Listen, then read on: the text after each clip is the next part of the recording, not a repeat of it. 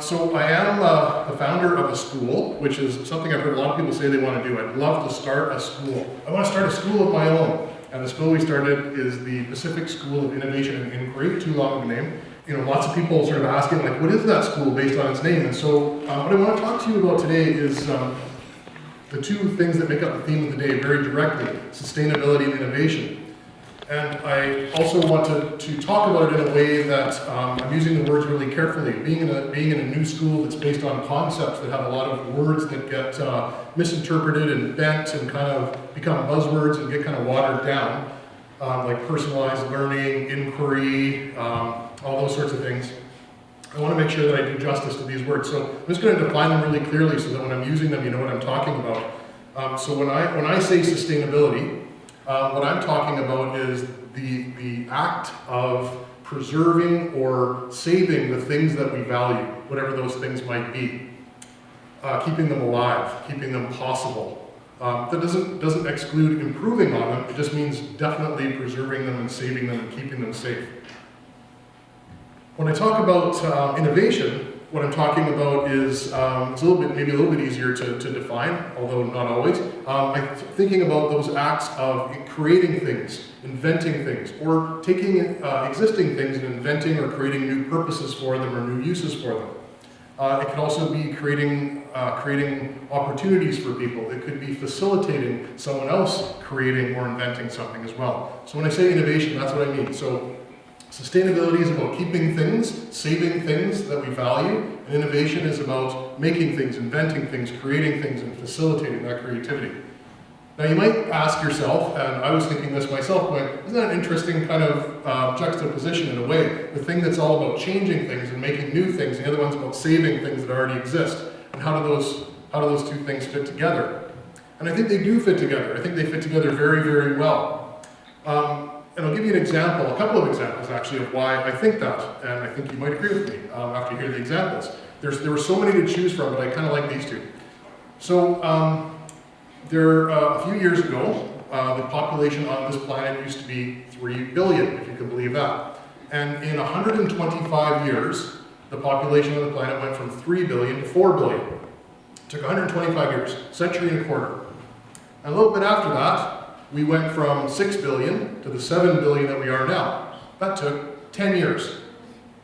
So 1 billion in 125 years, 1 billion in 10 years. Okay, so that's one thing, one example. I'm trying really hard to stay on the red spot, you see? I'm doing really well so far. I wanted a bigger spot, but it's okay. It's going to be all right. The other example is there's a thing called Earth Overshoot Day. You might be familiar with this, but this is the day of the year that we use as a symbol to mark what percentage of the world's natural resources do we consume beyond what is available. And so we mark that as a fraction of the year. So in 1970, we were pretty close.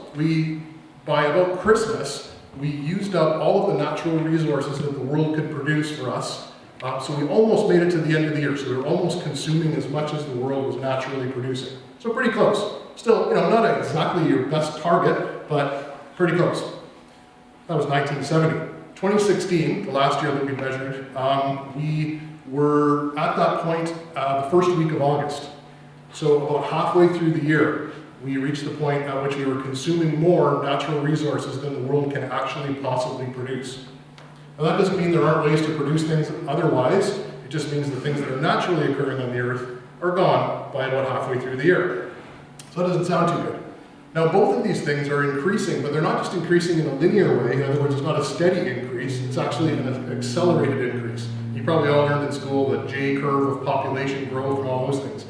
Well, whenever you have curves, that's acceleration.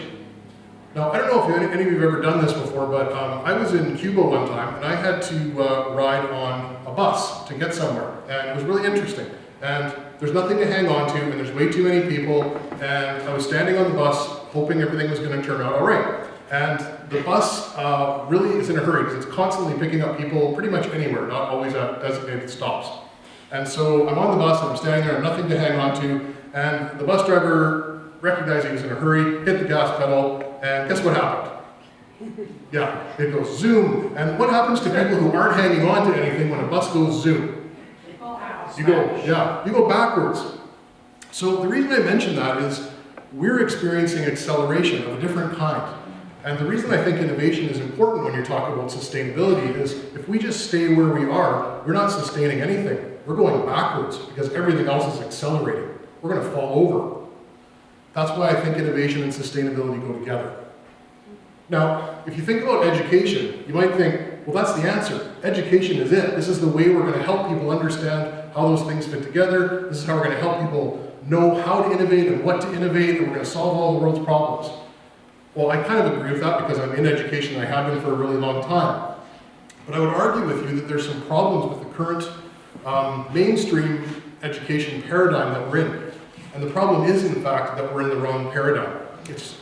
There's a lot of smart people in education, and you sort of think, well, why aren't all these smart people solving all these problems? There's really good thinking going on in education. There has been for a long time. But part of the problem is that we're solving problems kind of like the way Wile E. Coyote runs away from a train on in the cartoons. He runs as fast as he can down the track away from the train. And he's eventually going to get hit by the train. Even if he puts up a little umbrella or a little sign that says ouch or anything, you're going to get hit by the train. That's a paradigm problem. What you need to do is not figure out how to run fast away from the train, but step off the track. I feel like sometimes our mainstream education system is running away from the train, and we're trying to come up with ways of running faster away from the train instead of stepping off the track. So what do I mean by that? Well, our current system in BC and in much of the world has an education curriculum system that's based on what's called outcome-based education.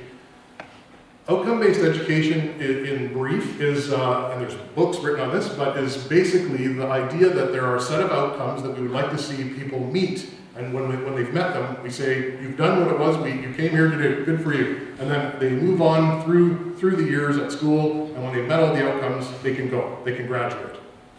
Now that's a really interesting way to do things, except that we've predetermined what all the outcomes are. So we've said, these are the processes we want you to go through, these are the experiences we want you to have, these are the things we want you to be able to do, and the things we want you to know. And in BC, about just under 3/4 of those outcomes are content-based, and about 1/4 of them are process-based, which is good. We're trying to increase the process part, which is a good thing. But even those processes and contents, both of them, are known already. So if innovation is about people creating things that we don't already have, and we're asking people to do things that we already know, doesn't really match up very well, does it? So that's why I'm saying it's a bit of a paradigm problem. And we try really hard to come up with better outcomes. Well, we just need to have the right outcomes and everything will be okay. I used to be a superintendent of a school district back in the dark ages before I lost my mind and left everything and opened a school. Really strange thing to do. I don't know why my family's still with me, but anyway, they are. I see them once in a while too. I go home sometimes. I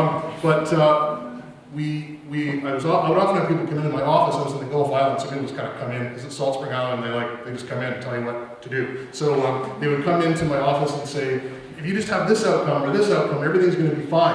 You have to add this, wilderness first aid, how to grow your own food, permaculture, just add this and everything's going to be fine. And they were right. And every time they come in and go, you're right, that is a good thing, we should be doing that. And they would just keep coming, and they could come every day, they could come multiple times a day forever. And that's when I kind of realized, this isn't how to do this. It's not about the outcomes, it's about giving people a way to be innovative and a way to go deep in whatever it is that they need to go to learn about, so that they can use that as a foundation for innovation instead of just deciding what they need to know and delivering it. Delivering is another word I have a problem with, and this is another problem with our paradigm. We've kind of turned, because it's outcome-based, we've kind of turned our education system into the system of little bits, little packages. And we even call them packages sometimes, and we deliver them to people, we deliver packages to people. The problem with that is that we've kind of turned it into almost a consumer-producer paradigm right inside our education system, where we are delivering widgets to people. It has been commodified. We've turned education into little commodities. So much so that the United States, there are some producers of curriculum content in the United States who have looked at BC and have cried foul under NAFTA to say, we are actually holding an unfair monopoly over content packages in our education system by not allowing other people to deliver it to our students. And there have been challenges made, beginnings of challenges under NAFTA. So thank goodness for Donald Trump. He's going to undo the whole thing, so everything's going to be fine. We're safe. So don't worry. We're going to be okay.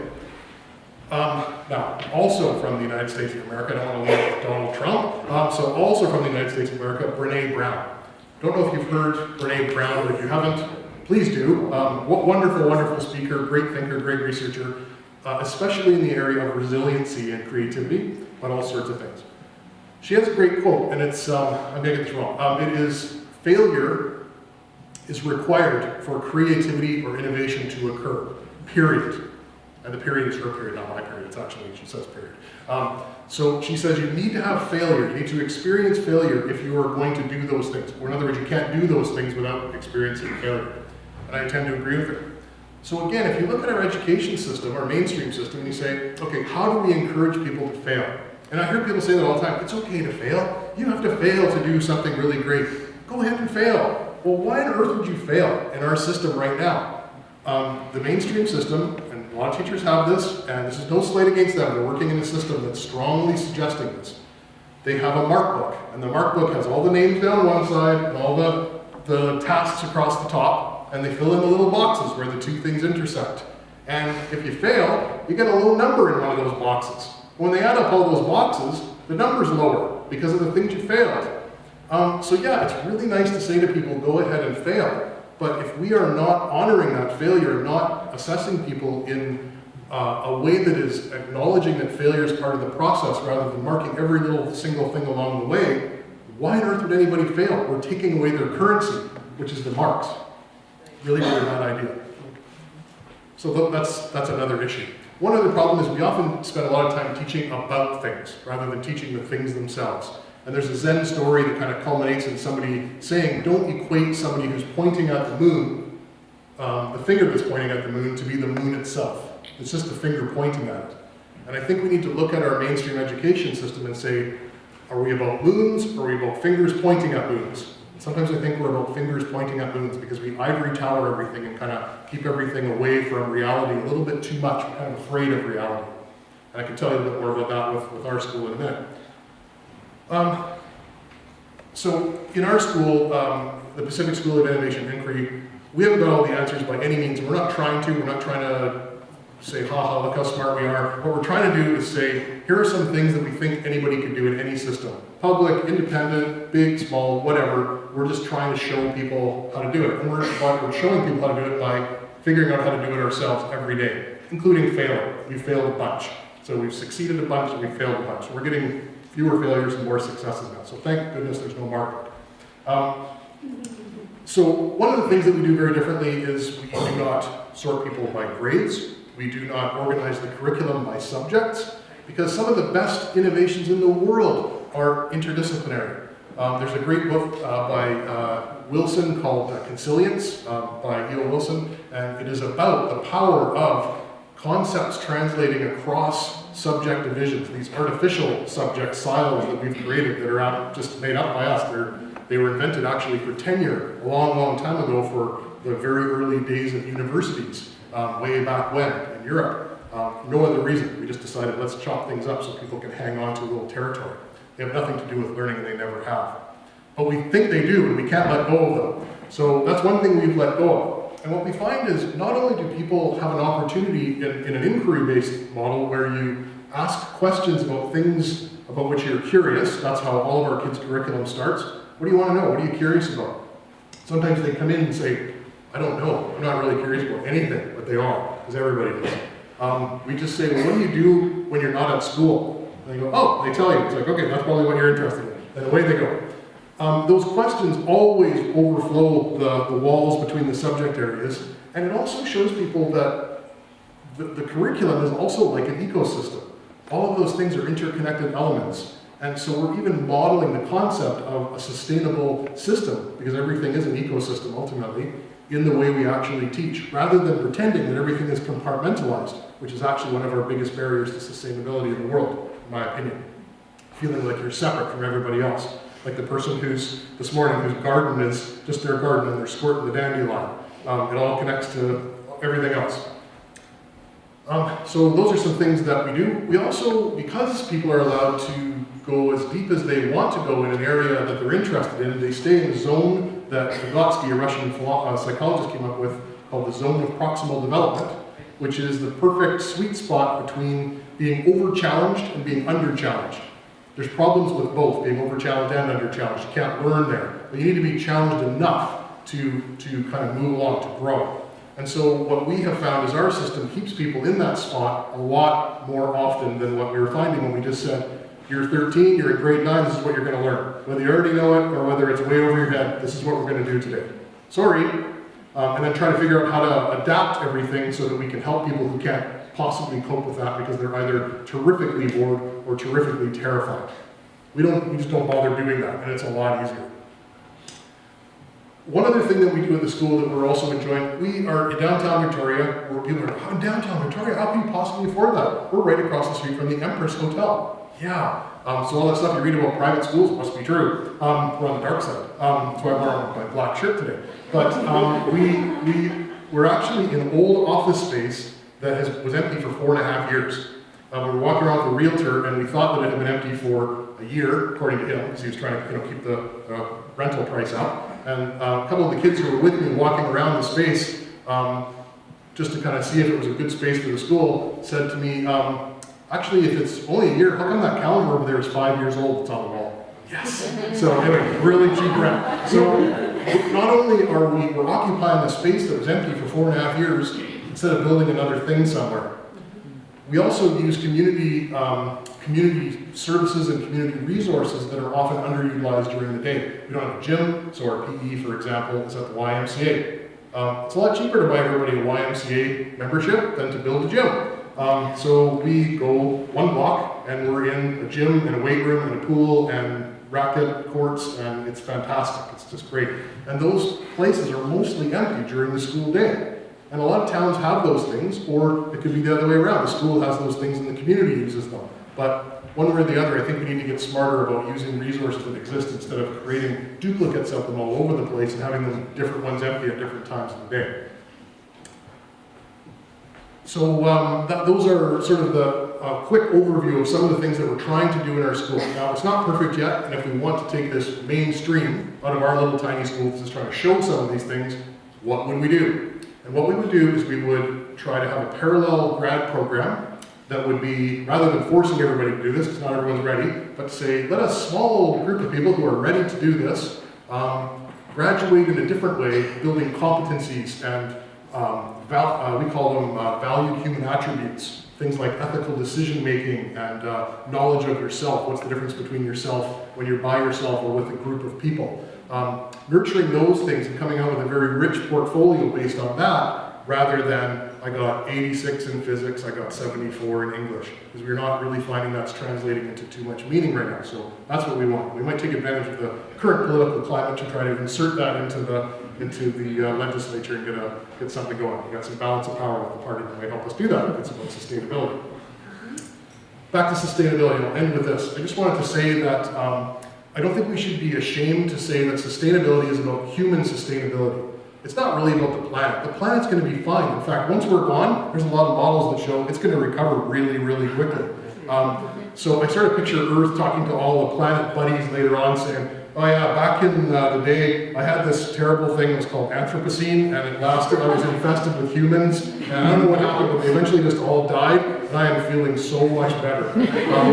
So I think we need to remember that what we're really talking about when we say sustainability is human sustainability. And I think we need to remember that innovation is required to sustain. If we stay still, we're going to go backwards. So the witty bumper sticker that you can summarize this whole talk into could be change to sustain.